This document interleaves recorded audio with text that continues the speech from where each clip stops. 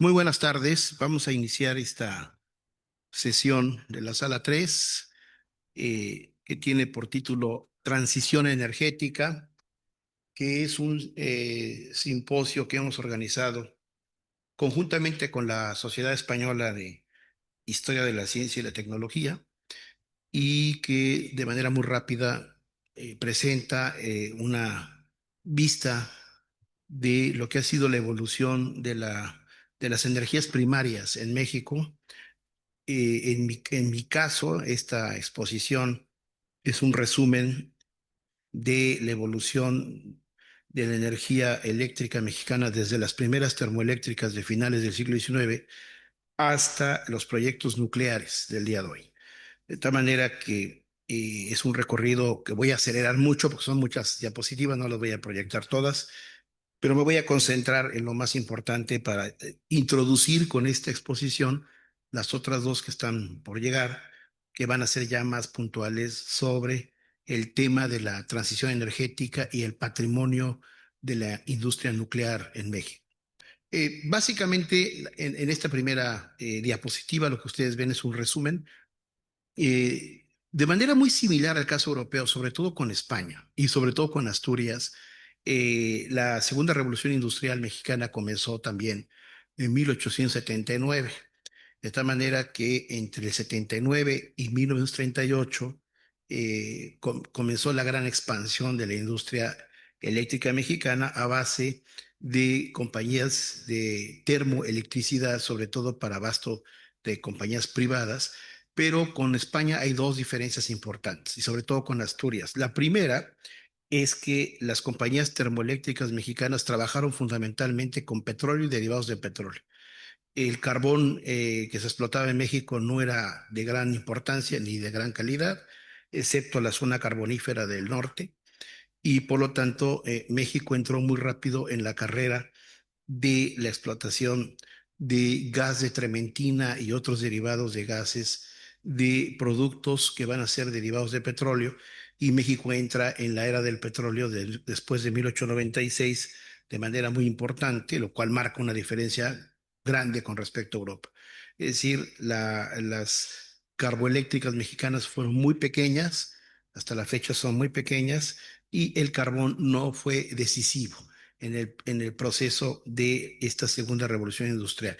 La segunda diferencia es que en este periodo la expansión de la hidroelectricidad fue bastante grande después de 1904, con la famosa hidroeléctrica de Necaxa, que fue una gran compañía de producción de electricidad para fuerza motriz, para alumbrado público, pero el punto de inflexión es el año del 38, porque en ese año México crea la primera compañía estatal de electricidad, lo que marcó también otra diferencia con respecto a España, pero generó una enorme similitud con respecto al caso francés, ¿no? Como ustedes saben, Francia crea su primera industria estatal de electricidad, EDF, ¿no? Electricité de France. Después de la Segunda Guerra Mundial, México comenzó antes de la guerra. Básicamente, en esta historia creo que sí hay una gran comparación entre el caso de España y México, es que México también transita de un modelo de concesiones a un modelo de contratos, es decir, los cuatro ejes fundamentales de concesiones que dio el Estado mexicano a finales del siglo XIX, en una época de gran liberalismo económico. Con la Revolución Mexicana se convierte en un periodo de asignación de contratos y de control estratégico de la producción de energía, a pesar de que las grandes compañías de electricidad todas eran privadas, ¿no? Generalmente se dividieron en dos grandes monopolios. Por un lado es el monopolio de la Mexican Light and Power Company, que era un consorcio fundado en Canadá, pero de capital mayoritariamente británico y alguna influencia también americana, y luego otras compañías americanas que empezaban a coquetear con tecnología de origen alemán, ¿no? Es la época en la que Alemania trata de disputar el mercado eléctrico en América, en el continente, y en México intentó hacerlo a través de compañías que también en Europa se expandieron mucho, como la Siemens Halske y otras compañías alemanas. Bueno, esto no me voy a detener mucho, esto es un breve resumen del sector hasta antes de la creación de la Compañía Estatal de Electricidad, Comisión Federal, que se convierte en compañía de Estado como consecuencia de la Revolución Mexicana. Y aquí sí nos separamos totalmente de los modelos europeos, porque esta compañía se crea con el objeto de generar electricidad para uso tanto doméstico como industrial, pero con tarifas controladas por el Estado. Es decir, una visión popular de lo que es la energía eléctrica. Bueno, es aquí hay ejemplos, tenemos ya cosas publicadas de esto, de las principales compañías de gas y luz eléctrica que se fundaron en nuestro país desde finales del siglo XIX y, por supuesto, las compañías más importantes son las que aquí estamos mencionando, que son estas 6 compañías, 7 compañías que empezaron dando servicio de alumbrado eléctrico y después se convierten en empresas para transporte y fuerza motriz. Básicamente, la electricidad para uso industrial va a ser posterior a el uso de la electricidad para alumbrado eléctrico, porque buena parte de la fuerza motriz de las compañías manufactureras mexicanas se movían por fuerza motriz hidráulica y eso explica también la llegada de la hidroelectricidad. Bueno, aquí hay una rápida evolución, las primeras compañías, los kilowattajes que se alcanzan después de la empresa estatal. Hay una segunda historia importante que es la de 1960, es el último círculo que ven ahí, que es el año en que se da la nacionalización de la industria eléctrica mexicana. No hay que confundir con la creación de la primera empresa estatal. La empresa estatal, Comisión Federal, surge para competir en el mercado eléctrico con hidroeléctricas, porque el mercado eléctrico estaba monopolizado básicamente por compañías que tenían control termoeléctrico, pero en el año del 60 se da una nacionalización, es decir, el Estado mexicano compra las acciones de los principales monopolios de electricidad, entre ellos la Mexican Light and Power Company, y se queda una pequeña compañía privada, que es la Compañía de Luz y Fuerza del Centro, que va a ser la única compañía privada de electricidad que va a seguir participando en el mercado. Es una hidroeléctrica que controló la hidroeléctrica de Necaxa hasta su extinción después de 2009-2014. Bueno, aquí está un poco la historia de esta nacionalización del año del 60, en la que el Estado mexicano compra las compañías privadas y empieza la carrera por la interconexión del sistema eléctrico nacional, que se da entre el 60 y el 70, y un crecimiento exponencial de la producción de energía eléctrica, en el cual ya las hidroeléctricas empiezan a expandirse más que las termoeléctricas. Bueno, entonces en el año 2009 todavía había una compañía privada que era Compañía de Luz y Fuerza del Centro, la única que quedaba privada del territorio nacional de generación de energía con un sindicato muy poderoso.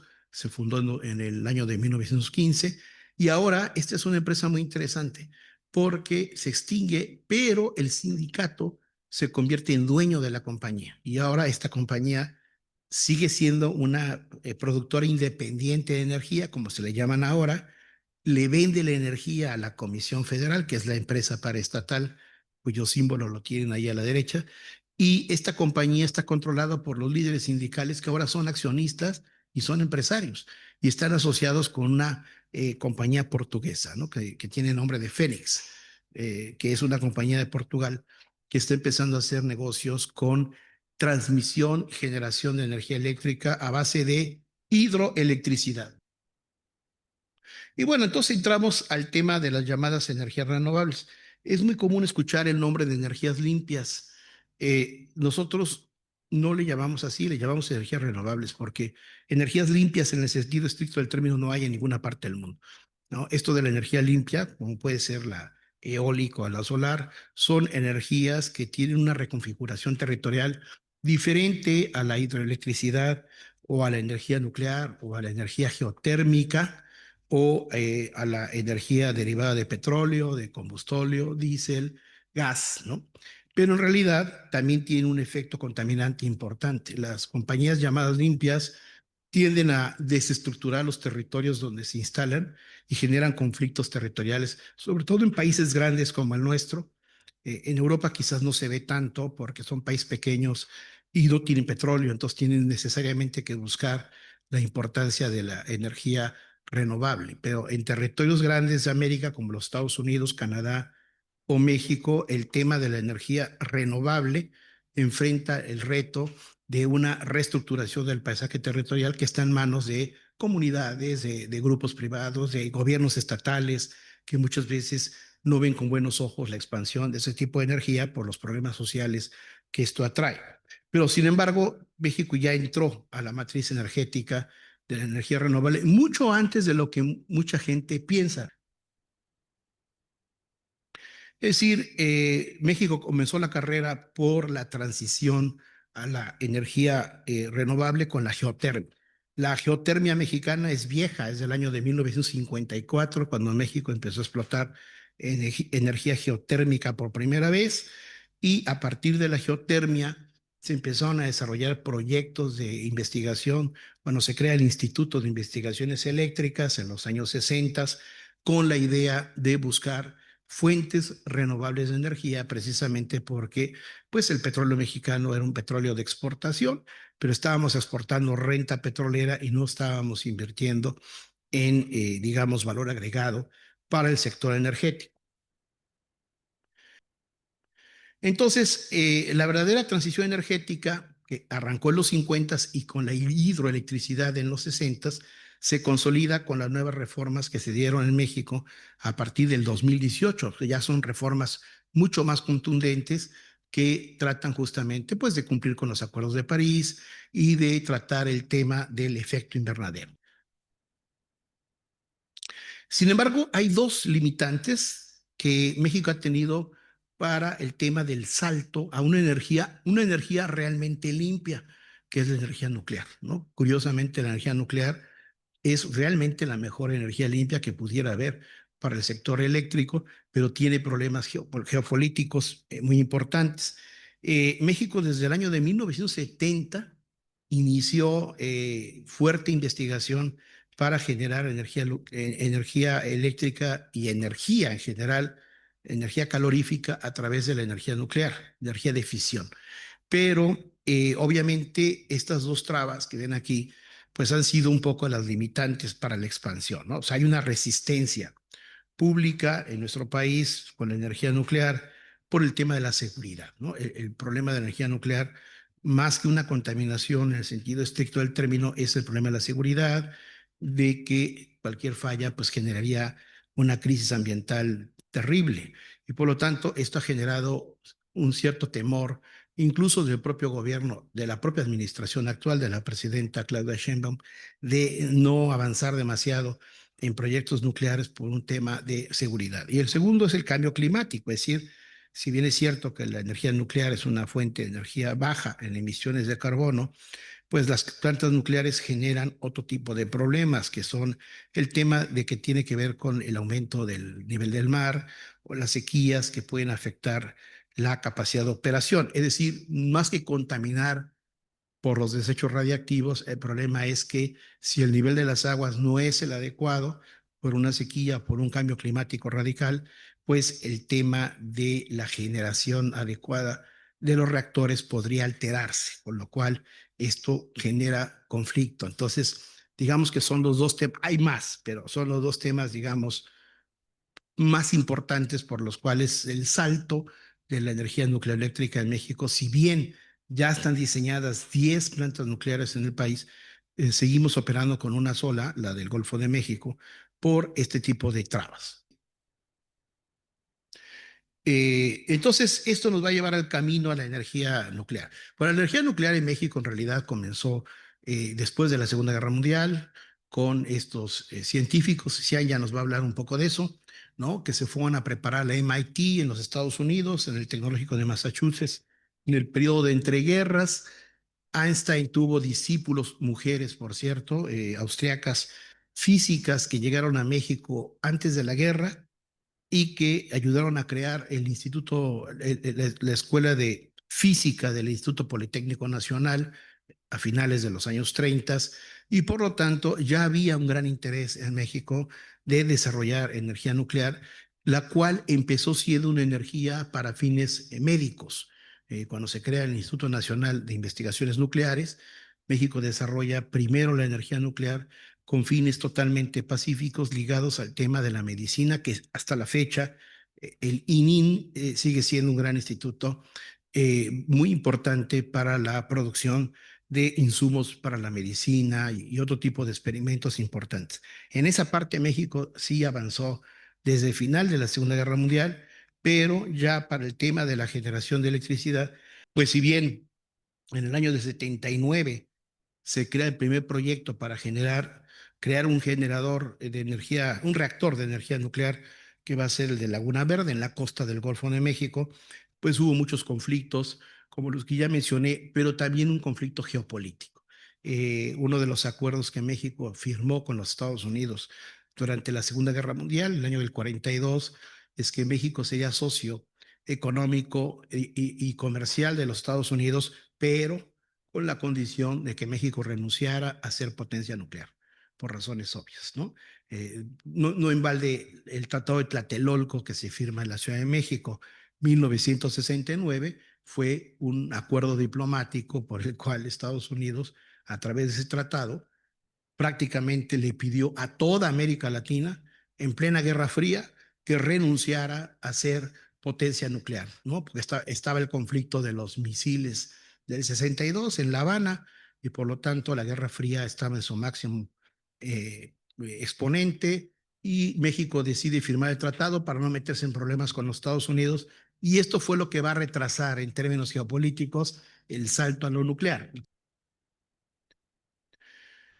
Bueno, a partir del 2010, México retoma el tema de construir 10 nuevas plantas de energía nuclear. Los proyectos ya están, los tiene la Comisión Federal de Electricidad en colaboración con los institutos de física de la UNAM, del Politécnico Nacional, del CINVESTAF, que tienen ya los prototipos para construir 10 plantas nucleares, que sería una gran ventaja para un país tan grande porque tan solo Laguna Verde, que es la que ven un poco en la foto, Laguna Verde, que es una planta pequeña, genera 5 millones de kilowatts. Es decir, Laguna Verde, la nucleoeléctrica, puede alumbrar a pequeños países de Europa completos, ¿no? Por ejemplo, Suiza quedaría alumbrada completamente con Laguna Verde y países pequeños de Europa por completo. Entonces, con 10 plantas nucleares, México dejaría de ser un contaminador de gas o de petróleo, como a veces se nos acusa, pero el problema no es de México. México tiene la tecnología para hacer plantas nucleares de alta capacidad. Esto es una cifra internacional. El 19% de la energía del mundo limpia es de origen nuclear, o sea que estamos todavía todos en pañales. Bueno, hay diferentes tipos de centrales eléctricas. Con esto voy a terminar, pero prefiero ir explicando los mapas. Bueno, este es un pequeño cuadro, un poquito pequeñito. Del lado izquierdo, ustedes van a ver los porcentajes de la energía fósil que se sigue utilizando en México, pero México básicamente es un país de centrales de ciclo combinado, es decir, que utilizan gas, ¿no? Gas licuado y gas natural a través de gasoducto. Básicamente es gas natural porque es el más barato del mundo. Y ese gas, el más barato del mundo, solamente hay dos regiones en la Tierra que tienen gas natural barato. Uno es Texas, en los Estados Unidos, y el otro es la República de Qatar, bueno, el Reino de Qatar. Son los dos lugares donde está el gas licuado, el gas natural más barato del mundo. Entonces México ha tenido que conseguir gas en Texas, no porque no produzcamos gas, sí lo producimos, pero como somos país petrolero, el problema es que la renta petrolera es más rentable que la renta del gas y cuando se extrae petróleo se tiene que quemar gas. Por lo tanto, el gas mexicano no alcanza para cubrir la demanda nacional de energía y por eso tenemos que recurrir al gas tejano, lo cual tiene sus implicaciones geopolíticas. Pero básicamente son las centrales de ciclo combinado las que utilizan gas en mayor proporción. Y luego ya viene a la derecha el inicio de esta transición energética que, repito, tiene más de 40 años de existir. Esto de los acuerdos de París y las energías verdes no es nuevo en nuestro país, ¿no? Esto ya tiene bastante tiempo que se está haciendo. Entonces, estos mapitas, y con eso termino. Aquí tenemos una cartografía que hemos elaborado con base de datos sacados de la gran compañía del Estado, que es Comisión Federal de Electricidad, que la estamos patrimonializando desde el punto de vista de la herencia industrial.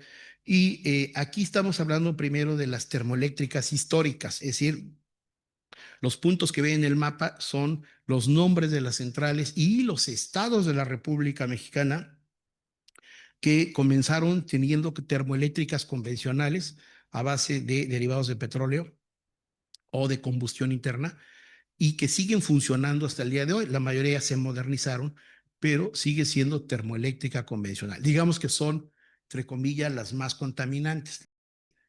Este es otro cuadro que trae las siguientes empresas, donde están ubicadas. Aquí lo interesante es que todas están inventariadas y todas funcionan. Entonces, desde el punto de vista de un proyecto de patrimonio industrial, es muy fácil escoger, pues, cuál quieres, ¿no? ¿Cuál quieres patrimonializar? ¿La más vieja o la más nueva? ¿No? Y tenemos la información técnica prácticamente de todas. Luego tenemos las carboeléctricas. Esto es muy interesante, y las de fluido, lecho fluidizado. Y aquí van a ver ustedes que México no es un contaminante de carbón. Contamina más la industria eléctrica de los Estados Unidos, o la de China, o la de Europa, que la de México. Nosotros tenemos muy poca energía carboeléctrica porque históricamente México no utilizó carbón más que para producción de acero. Desde finales del siglo XIX en Fundidora Monterrey, que es justamente la frontera norte con Texas, ¿no? Y dos territorios más, San Luis Potosí y en Guerrero, y no tenemos más. El 5% de nuestra energía total de consumo eléctrico viene del carbón. Por lo tanto, no somos un país que contamine con carbón. Y luego tenemos la hidroeléctrica histórica. Estas son las plantas que se desarrollan también históricamente desde 1904 con la hidroeléctrica de Necaxa, que ahí la tenemos repertoriada. Y como podrán ver, el mapa cubre casi todo el país. Es decir, la carrera por la hidroelectricidad histórica en México fue muy precoz después de la primera compañía estatal de 1938, y digamos que fue la primera energía limpia, entre comillas, que tuvo el país y que sigue operando hasta el día de hoy. De hecho, la energía hidroeléctrica hoy es una energía de respaldo. Cuando hablamos de energías de respaldo, estamos hablando técnicamente de esta energía primaria que sale al mercado para producir electricidad cuando las termoeléctricas de energía no renovable no pueden satisfacer la demanda, ¿no? O sea, por ejemplo, si hay un problema atmosférico y no tenemos suficiente calidad de sol o viento para mover plantas eólicas, automáticamente entran al respaldo las hidroeléctricas, que son las que han permitido que el país no tenga interrupciones importantes de energía eléctrica, como le pasó a España, por cierto, recientemente, ¿no? Luego tenemos las de turbogás. Aquí empieza ya la parte nueva, es decir, todas las compañías de turbogás y de ciclo combinado ya son posteriores de 1970, son las más nuevas, que es cuando México comienza la carrera por el gas natural y el gas licuado como sustituto de derivados de petróleo. O sea, es menos contaminante que todas las demás fuentes primarias de energía.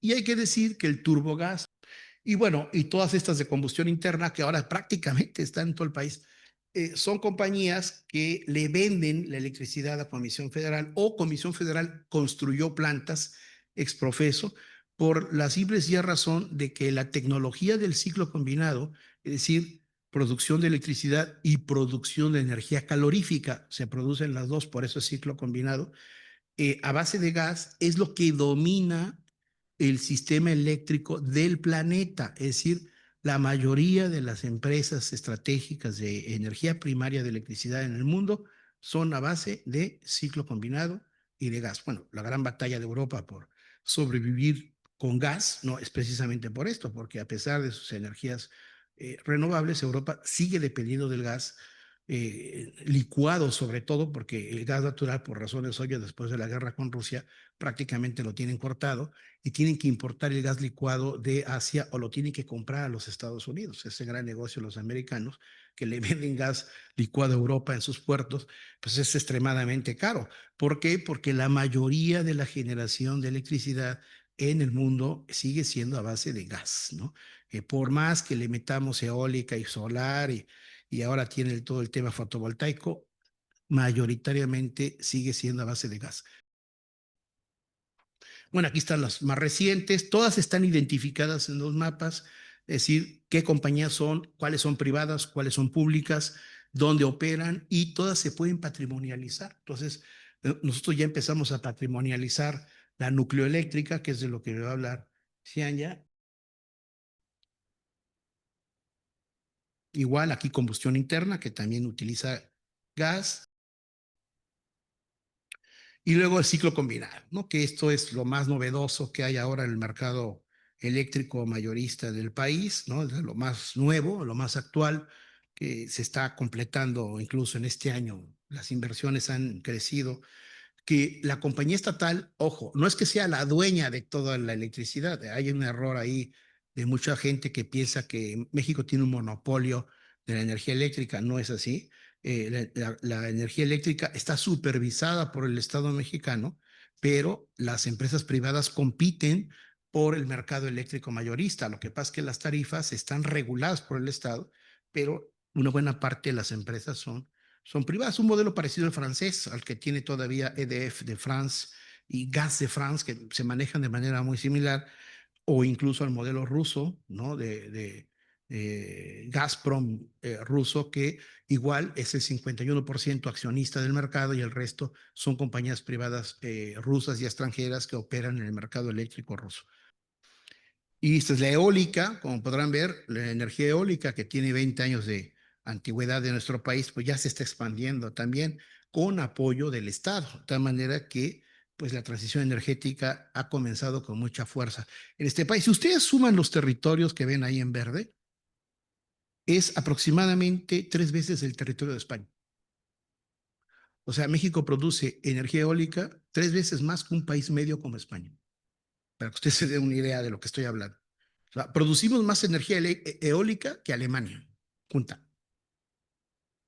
Digo, para que se den una idea. Lo que pasa es que es un país grande y es un país con muchas cuencas y problemas geográficos serios. Entonces, y además con fronteras altamente conflictivas, tanto la del sur como la del norte.